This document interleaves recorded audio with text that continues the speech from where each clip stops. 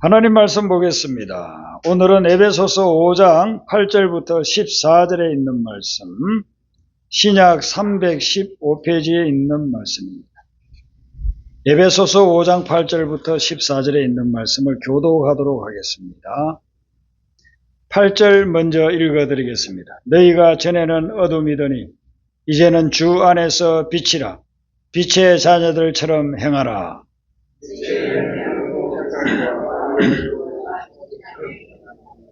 주를 기쁘시게 할 것이 무엇인가 시험하여 보라.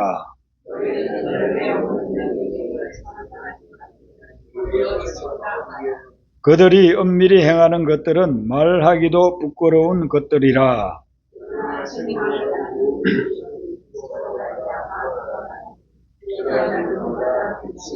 같이 읽습니다. 그러므로 이러시기를 잠자는 자여 깨어서 죽은 자들 가운데서 일어나라.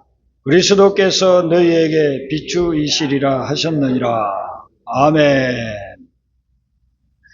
오늘 이 말씀은 우리가 예수님을 믿고 신앙이 성장해 나가고 성숙해 나가는 그런 모든 과정에서 우리가 어떤 영적 상태에 있는지에 대해서 말씀해 주고 있습니다.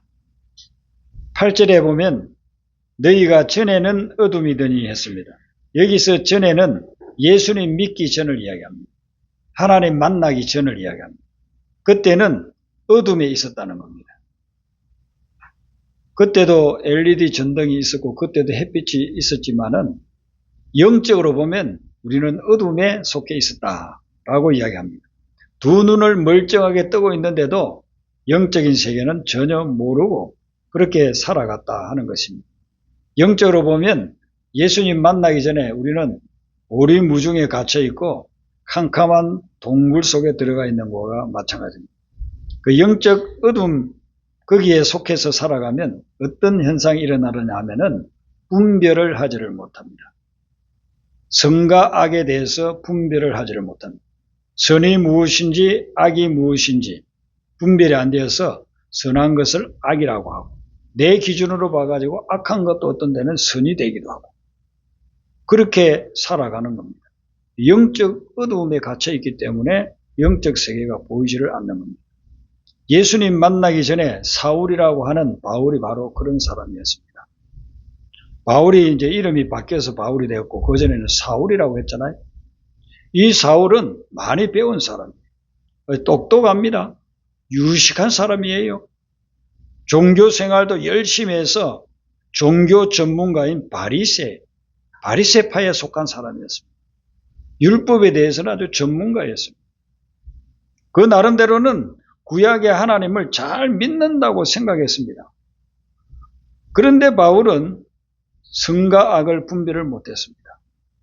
하나님이 보여주시는 선과 하나님이 보여주시는 악 이걸 분별을 못했습니다.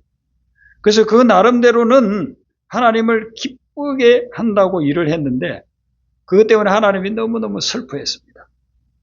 그가 생각하기로는 예수 믿는 사람들을 박해하고 교회를 파괴하는 것 그걸 하나님이 기뻐할 거라고 생각했습니다. 그래서 열심히 그렇게 박해하고 파괴했습니다. 그런데 어느 날 예수님이 나타나가지고 그에게 사울아 사울아 네가 왜 나를 박해하느냐. 사울아 사울아 네가 왜 나를 괴롭히고 있느냐. 놀래 자빠졌습니다. 아니 제가 언제 하나님을 박해하고 괴롭혔습니까? 예수님 말씀이 네가 지금 믿는 자들을 박해하고 있고 괴롭히고 있지 않느냐. 너는 그걸 선한 일이라고 생각하지만 아주 악한 일이다. 이렇게 말씀을 해주시는 거예요. 하나님이 기뻐할 일이라고 생각했는데 하나님이 너무 슬퍼하는 일을 한 겁니다. 그 다베섹 도상에서 빛으로 역사하시는 예수님을 탁 만나고 난 후에 눈이 멀어져 버렸어요. 갑자기 앞에 안 보이는 겁니다. 그동안 그렇게 시력이 좋아가지고 글도 읽고 사물을 보고 자기 원하는 곳에 길을 찾아서 다녔는데 갑자기 앞이 보이지 않으면서 캄캄하게 바뀌어져 버렸습니다. 그래서 주변 사람들에게 나 좀 인도해 주시오. 내 어디로 가야 될지 모르니 나를 좀 인도해 달라고 나를 좀 안내해 달라고 그렇게 이야기합니다.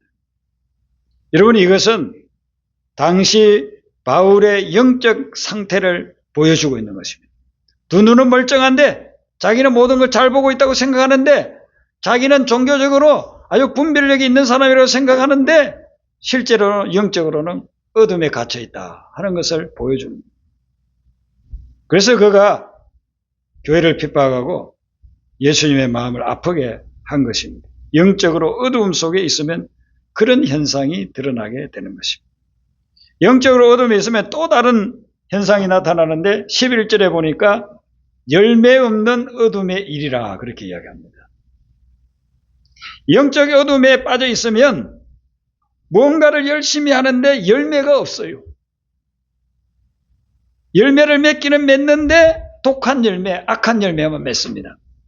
선한 열매가 없다는 것입니다. 열매 없는 이 말씀은 선한 열매가 없다. 하나님이 인정해 줄 만한 인생의 열매가 없다는 것입니다. 왜 그런가? 어둠 속에서 행하기 때문에. 어둠 속에서 열심히 살아가요. 남보다도 2배, 3배 열심히 살아가요. 그런데 막상 결과를 보면 아무 열매가 없어요. 공부를 하는 학생이 열심히 공부를 해요. 근데 시험만 치면은 낙제점이 나와. 이상하게 다른 곳에 가서 공부하고 있는 거예요. 다른 것을 보고 있는 거예요. 영어를 무슨 교과서에서 시험이 문제가 나오는데 다른 데 보고서 열심히 공부한다고 하다가 시험을 쳐보니 결과가 제대로 안 나오는 겁니다. 영적으로 어두우면 그렇습니다. 어둠에 빠져 있으면은 열심히 일을 하는데 결과가 없어요. 좋은 열매가 맺히지를 않습니다. 오늘 이 말씀을 기록한 분은 누구냐면은 사도 바울입니다. 바울은 이걸 그냥 자기 생각에서 깨달은 걸 지금 기록하는 정도가 아니에요.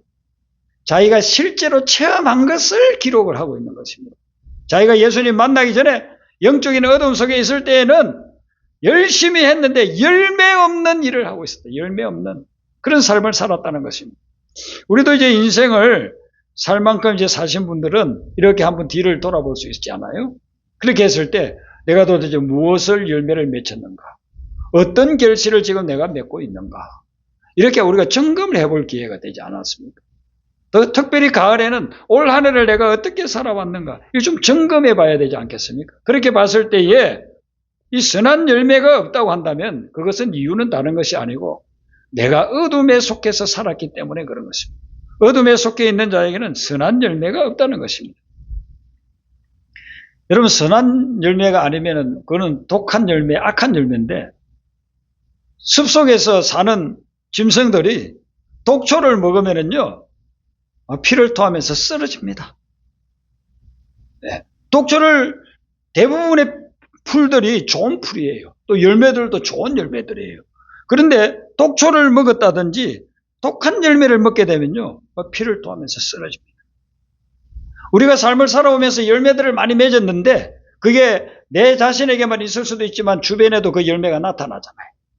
그런데 그 열매를 사람들이 그 열매를 먹으면 악한 열매, 독한 열매는 그 열매를 먹고 사람들이 죽습니다. 내가 살았던 삶의 그 결과들을 누리는 사람들이 그로 인해서 죽는다 이거예요. 그런데 선한 열매를 맺은 그 결과는 그 선한 열매를 먹는 사람들이 살아나는 거예요. 예. 바울은 그걸 자기 체험을 통해서 지금 말씀을 하는 겁니다. 내가 그 전에 어둠에 속했을 때 열심히 해가지고 나름대로 열매는 있었지. 그런데 그 독한 열매, 그 악한 열매는 사람을 죽이는 결과를 가져왔다. 사람을 살리지를 못했어요. 그런데 예수님을 만나고 나니까 달라지더라는 거예요. 그 고백이 지금 여기에 들어있는 거예요. 그리고 이 영적으로 어둠에 거하면은 12절에 보시면 부끄러운 것을 행한다. 부끄러운. 영적으로 어두움에 거하면서 사는 사람은 부끄러운 일을 하게 된다 하는 것입니다. 다윗은 하나님과 늘 동행한 사람이죠. 하나님 마음에 합한 자라고 할 그런 믿음의 사람이었습니다. 그런데 그가 늘 영적으로 밝은 빛에 거하지를 않았어요. 어두움에 거했던 적이 있습니다. 그때에는 부끄러운 일을 당했습니다. 부끄러운 일을 당했어요. 다윗이 어두움에 영적으로 하나님을 떠나가지고 영적으로 어두움에 거했을 때에 그가 한 행동은 부끄러움을 당하는 결과를 가져왔습니다. 이스라엘 백성들이 광야 40년을 지나면서 꿈에도 소원이 요단강 건너가서 약속의 땅, 젖과 꿀이 흐르는 땅에서 우리는 하나님과 함께 천국을 누리면서 살아가리라. 그 소망을 가지고 있었습니다. 그런데 그들이 막상 요단강 건너가서 약속의 땅에 들어갔을 때 그들은 어떻게 했습니까? 하나님 안에 거하지를 아니하고 어둠 속에 거했어요. 그래서 그 어둠 속에 거하면서 그들이 했던 행동들은요, 온갖 부끄러운 결과를 가져가게 돼. 결과적으로 그들은 거기에서 돌아오지 아니하고 계속해서 부끄러운 열매, 부끄러운 일들만 행하다가 멸망당하여서 바벨론의 포로로 잡혀가 버리고 말이지 않았습니까? 예수님 믿기 전에 우리가 어둠의 세계에 있었다 하는 거예요. 그런데 오늘 이 말씀에 보니까 8절에 이제는 주 안에서 빛이라 그렇게 합니다. 이제는 이 말씀은 이제는 우리가 예수님 믿고 예수님 안에서 빛으로 살아간다 하는 것입니다. 우리가 예수님을 믿으면 삶의 변화가 일어납니다. 어둠에 있던 것이 이제는 빛으로 나아가게 되는 것입니다. 예수님을 믿게 되면 주 안에 거하게 되면 어둠이 물러가고 빛이 우리에게 다가오게 되는 것입니다. 예수님 말씀하시기를 나는 세상의 빛이라고 선포를 했어요. 요한복음 8장 12절에서 나는 세상의 빛이라고 했습니다. 그러면 우리가 얼핏 듣기를 세상의 빛이면은 이 LED 전등이나 뭐 촛불이나 아니면 햇빛 정도로 우리는 생각할 수 있을 것입니다. 그런데 예수님이 말씀하시는 이 세상의 빛이라는 것은 그런 세상에 존재하는 빛을 말하는 게 아니고 세상을 영적으로 밝혀주는 빛이라는 그런 뜻이에요. 그래서 영혼의 빛이 되고 지혜의 빛이 되는 것입니다. 그래서 예수님은 세상을 밝혀주는 진정한 의미에서 영적으로 세상을 밝혀주는 빛이 된다는 것입니다. 그 빛이 비치면은 우리의 앞길을 밤에도 밝혀주기 때문에 우리는 걸어갈 수가 있는 거예요. 이스라엘 백성들 낮에는 구름 기둥 인도했고 밤이 되면 캄캄합니다. 사막 여기에는 뭐 요즘처럼 전등이 있고 전기대가 있고 하는 그런 곳이 아니에요. 그런 것이 전혀 없는 곳이니까 해만 지면요 캄캄해집니다. 그런데 거기에 불기둥이 쫙 나타납니다. 그러니까 비춰주니까요 광야 거기가 암흑천지인데 그곳이 환해지는 거예요. 길이 보이는 것입니다. 그리고 짐승들이 공격에 오는 것을 막아주기도 하고 아주 추울 때는 아주 따뜻하게도 만들어주고 광야 40년 동안 하나님께서 불기둥으로 그들을 인도해 주시지 않습니까? 이 불이 나타나고 빛이 나타나면요 우리를 이렇게 안전하게 인도해주고 위험에서 벗어나게 해줍니다. 배를 타고 다니는 분들은 등대가 얼마나 고마운지 몰라요. 밤에 등대 불이 탁 비치면은요, 저기가 육지구나. 또, 저기가 섬이구나. 저기가 암초가 있는 곳이구나. 만약에 그게 없다고 한다면요, 그 바다를 가는 배들이 수도 없이 자초되는 거예요. 배 밑에, 이게 수면 밑에 한 1m 정도에 있는 암초는요, 아무도 몰라요. 그런데 큰 배가 가다가 거기에 꽝! 부딪히면 다 그냥 침몰하는 것입니다. 노르웨이 거기에는 표를 해가지고 아주 해안선이 복잡하잖아요. 그게 어느 날 지진이 일어났다는 거예요. 난리가 났습니다. 근데 나중에 조사를 해보니까 지진이 아니고 큰 배가 가다가 거기에 암초가 있는 줄로 모르고 암초를 그냥 들이받아버린 거예요. 그로 인해서 막 지진 같은 그런 움직임이 그곳에 일어났다는 것입니다. 왜 그래요? 등대가 없었어요. 등대를 보면 등대를 거기 세워놨다라고 한다면 절대로 거기 부딪히지 않았어요. 피해 갔을 것입니다. 예수는 우리가 인생을 살아가는 데 있어서 등대와 같은 분이 우리가 어디가 어딘지를 모르고 있을 때 곳곳에 인생의 암초가 있고 곳곳에 지뢰밭이 있는데 그것을 주님께서 딱 비춰주시는 거예요. 여기는 위험지대야. 여기를 벗어나야 돼. 여기는 안전한 곳이야. 이곳으로 주님이 그 빛이 되어져서 우리를 인도를 해 주신다 하는 것입니다. 동방박사 세 사람이 예수님 만나려고 갔는데 자기들이 예수님이 어디서 태어났는지 어떻게 알겠어요? 큰 빛이 별이 나타나가지고 그들을 인도해 주셔서 그 별을 따라가니까 그들은 아기 예수님을 만날 수가 있었던 것입니다. 오늘날도 우리 주님께서 주님이 비춰주는 이 별을 보고 가야 돼요. 그래야 우리가 인생의 목적지, 그 정착지에 우리가 제대로 가서 정착할 수가 있는 거예요. 그래서 예수님이 세상의 빛이라고 그렇게 말씀하신 것입니다. 이제 예수님이 계신 천국에는요, 해와 달이 필요가 없다고. 왜냐하면 예수님이 빛이시기 때문에, 하나님이 빛이시기 때문에 해와 달이 필요가 없는 것입니다. 그런데 우리가 그 예수님을 믿게 되면 우리도 빛이 된다고 했습니다. 그래서 마태복음 5장 14절에 너희는 세상의 빛이라, 너희는 세상의 소금이라. 우리 자신이 예수님을 믿는 순간 우리도 세상의 빛이 된다고 하는 거죠. 예수님 안에 거하면 우리가 빛이 되고 빛의 자녀가 된다는 것입니다. 그러면 이 빛의 자녀로서 살아가게 되면 열매를 맺는데, 이건 어둠의 열매가 아니고 빛의 열매를 맺는다는 것입니다. 놀라운 역사가 일어나는 것입니다. 그 빛의 열매를 9절에 보면 세 가지를 이야기를 하고 있습니다. 빛의 열매는 모든 착함, 의로움, 진실함, 이런 것을 맺게 된다는 것입니다. 우리가 어둠에 있을 때는요, 악한 열매를 맺었어요. 독한 열매를 맺었어요. 열심히 사는데 나중에 결산을 해보면 이건 나도 원치 않는 그런 열매가 맺히는 거예요. 그런데 이제 빛의 열매를 맺게 되면 착함이, 선함이 맺히기 시작하는 것입니다. 그리고 불의한 것이 아니고 의로움을 맺기 시작합니다. 의로운 열매가 맺혀집니다. 거짓이 아니고 진실함의 열매가 맺혀지게 되는 것입니다.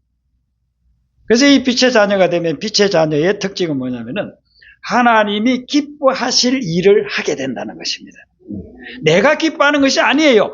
사람들이 기뻐하는 것이 아니에요. 세상 사람들이 열광하는 것이 아니라 하나님이 기뻐할 일을 하게 된다는 것입니다. 내가 스스로 할 수가 없어요. 예수님을 믿고 내가 빛의 자녀가 되면 그런 일을 하게 되는 것입니다. 내가 어둠에 속해 있으면서, 예수님을 믿지도 않고 어둠에 속해 있으면서 내가 좋은 열매를 맺어야지. 아무리 노력해도 좋은 열매 맺을 수가 없어요. 그러니까 내 위치가 바뀌어야 돼요. 어둠에서 빛으로 옮겨와야 돼요. 불신에서 믿는 신실함으로 옮겨와야 돼요. 그러면 그때부터 내 삶 속에서는 이런 빛의 열매들이 맺히기를 시작해요. 그래서 하나님이 기뻐하시는 것이 뭘까? 거기에 이제 인생의 관점이 완전히 달라져 버립니다. 어둠 속에 속해 있을 때에는 내가 기쁘고 내가 즐겁고 내가 쾌락을 누리는 거, 그것만 추구해요. 지금 예수 안 믿는 사람들, 예수님을 만나지 못한 사람들 보세요. 전부 다 추구하는 거죠. 그런 거예요. 돈 많이 벌어야 돼. 왜 돈 많이 벌느냐? 내가 좋아하는 거 다 할 수 있으니까. 그래서 돈 버는 게 해란이 되어가지고서는 정당하지 못한 방법으로 사람들에게 많은 피해를 주면서 그렇게 돈 벌겠다고 하지 않습니까? 그 결과는 어떻게 됩니까? 그 사람들에게도 악한 열매고 자기에게도 악한 열매고 인생을 완전히 악한 열매로 뒤덮이게 그렇게 만들지 않습니까? 우리는 우리의 삶의 위치를 바꿔야 돼요. 신분을 바꿔야 돼요.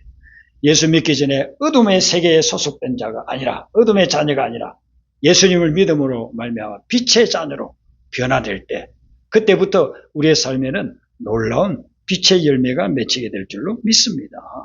그럼 우리가 하나님이 기뻐하시는 게 뭐냐 이거예요. 하나님이 기뻐하시는 게 뭔지 우리가 한번 찾아보겠습니다. 잠언 21장 3절을 한번 찾아보세요. 시편 다음에 잠언이 나오죠. 욥기 시편 다음에 잠언. 잠언 21장 3절 한 절만 보겠습니다. 볼 말씀들이 많이 있는데 이 한 절만 찾아보겠습니다. 잠언 21장 3절 말씀. 자, 찾으셨으면 같이 읽습니다. 시작. 공의와 정의를 행하는 것은 제사를 드리는 것보다 여호와께서 기쁘게 여기시느니라. 아멘.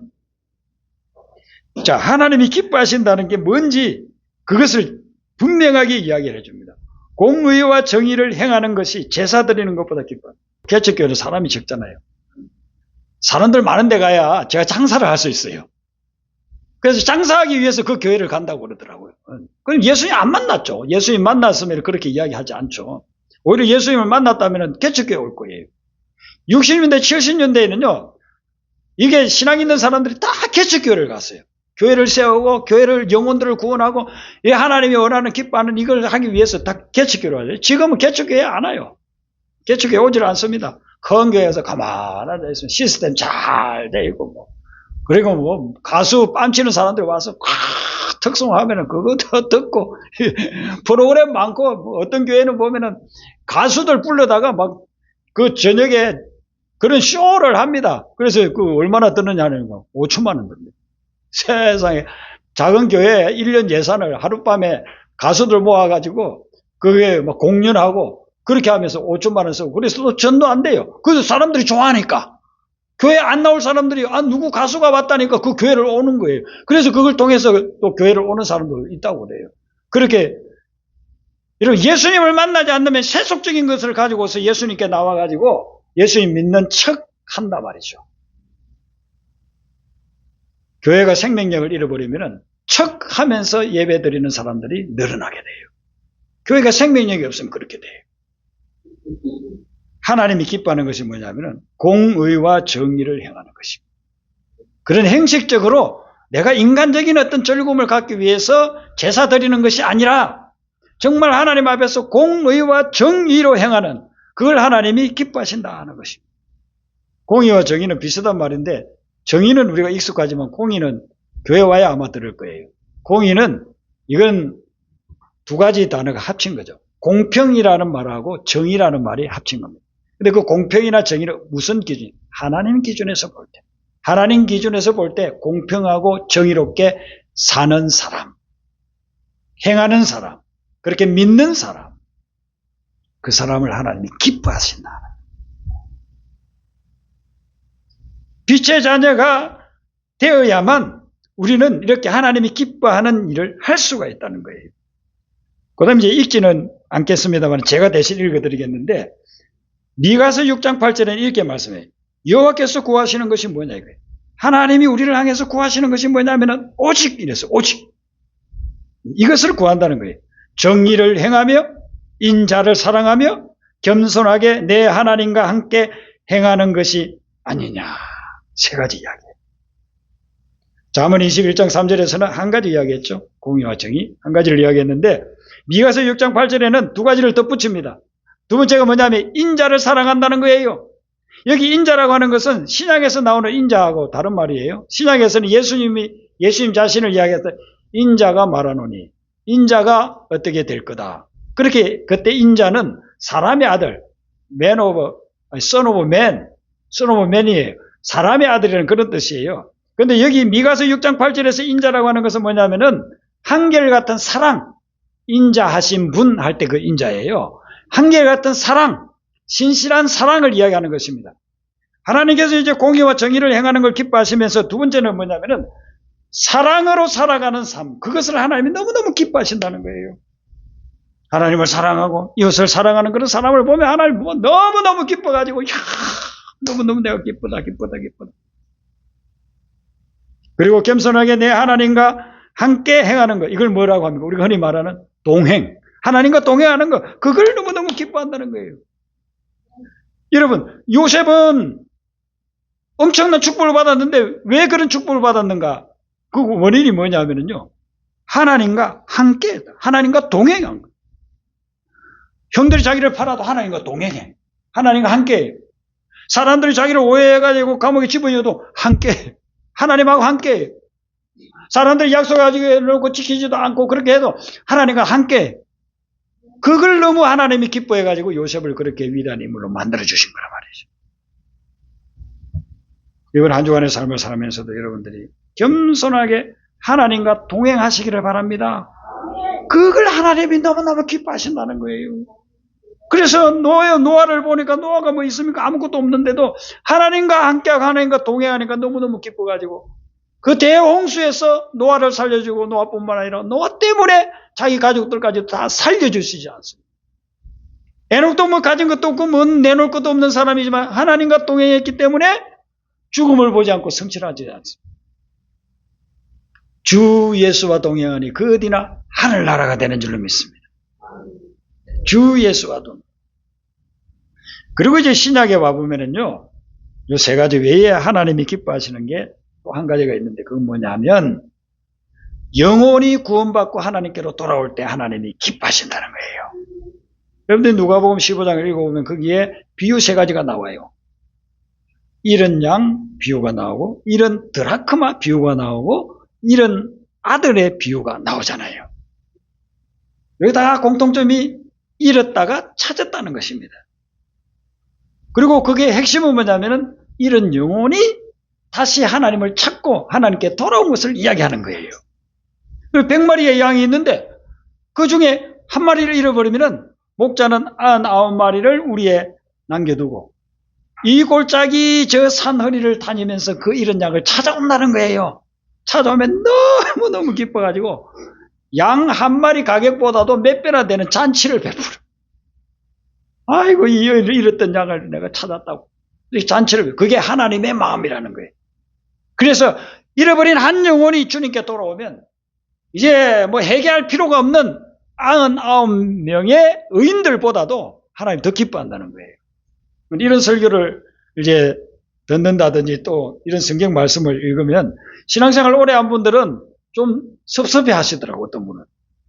아니, 의인 99명을 기뻐해야지. 어떻게 세상에서 지 맘대로 살다가 그렇게 돌아오는 사람을 갖다 기뻐하느냐.